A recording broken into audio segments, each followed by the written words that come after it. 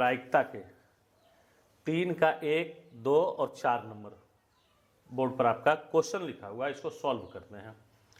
पहला क्वेश्चन है कि एक पासे को फेंकने पर अंक 2 के ऊपर आने की प्रायिकता क्या होगी।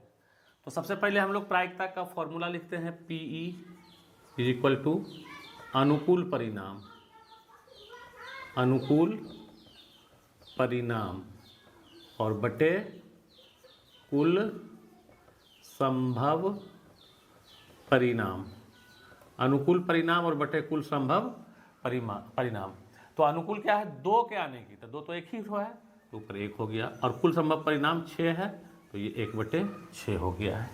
दूसरा नंबर में है कि एक पासे को फेंकने पर, फिर वही है, PE इज इक्वल टू अनुकूल परिणाम और बटे कुल संभव परिणाम।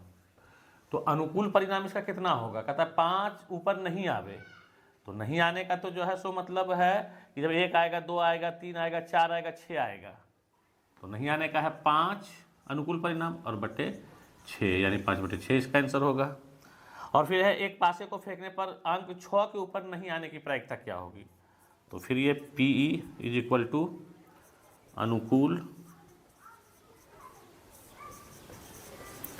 परिणाम और बटे कुल संभव परिणाम, अनुकूल परिणाम बटे कुल संभव परिणाम।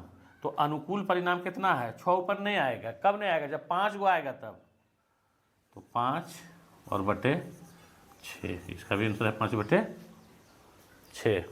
ठीक है, तो आप लोग ये तीनों जो है सो समझ गए होंगे। अब हम लोग देखते हैं प्रायिकता के 5 नंबर का सवाल क्या कहता है। कहता है एक पासे को फेंकने पर उसके ऊपरी फलक पर सम संख्या आने की प्रायिकता क्या होगी। बहुत आसान है, पासा में जो संख्या होती है वो 1, 2, 3, 4, 5 और 6 होता है, और सम संख्या 2 है, 4 है, 6 है, तो क्या हो गया, 1, 2, 3 हो गया है।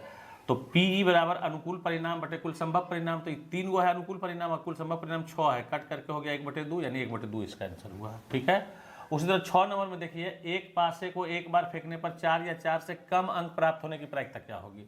इसका भी हल है, पासा में संख्या जो होता है वो होता है 1, 2, 3, 4, 5, 6, तो इसमें कहा 4 या 4 से कम, तो 4 या 4 से कम इस तरफ का सब हो गया है 1, 2, 3, 4, तो अनुकूल परिणाम 4 हुआ है और कुल संभव परिणाम 6।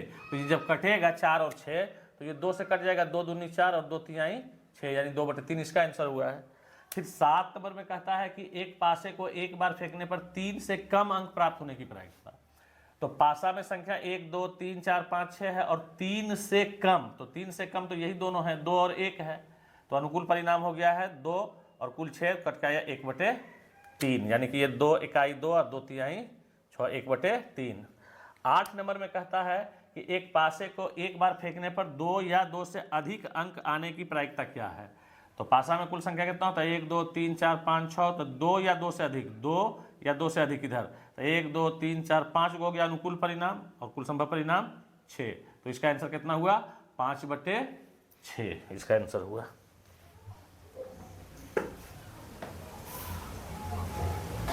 तो अब हम लोग देखते हैं 9 नंबर।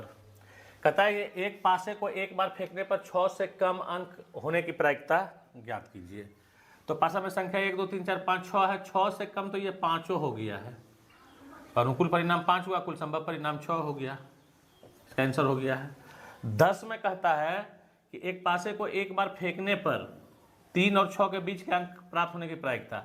तो पासा में 6 अंक, 1, 2, 3, 4, 5, 6, तो 3 और 6 के बीच तो ये दोनों सिर्फ है, 3 और 6 के बीच में 4 और 5 2 है, तो अनुकूल परिणाम 2 हुआ और संभव परिणाम 6 हुआ, तो ये 1/3, 2 इकाई 2, 2 तिहाई 6, 1/3 हुआ है।